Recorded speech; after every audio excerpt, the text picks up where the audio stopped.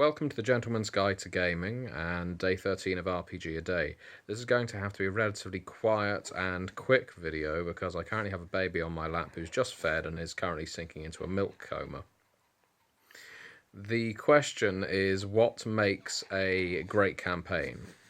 And for me, the defining feature of any campaign that makes it stand out beyond the run-of-the-mill is when the GM is adaptive and when the GM caters the campaign to the characters involved. There's absolutely nothing worse for me than a linear plot that would proceed whether or not the characters were involved in it. Such a thing has its place in certain media, but for a role-playing game, I like the protagonist to feel like the protagonist when I'm the player, and therefore I need to feel like the differences that I am making do actually make differences to the setting, to the plot, to everything that's going on. You may notice I'm jiggling a little. That's because I'm actually bouncing a baby while I'm doing this. Whoever said that gentlemen couldn't multitask?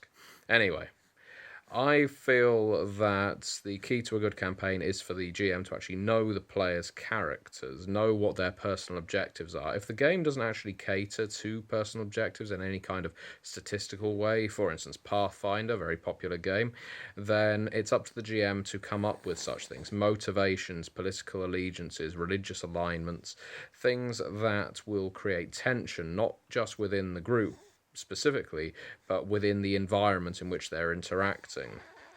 I want to know that if I, as a character, or as a player of a character, decide to, let's say, raise a goblin village in a fit of pique, that the friends of those goblins will come back to hunt me later on as a way of revenge, because why would they not?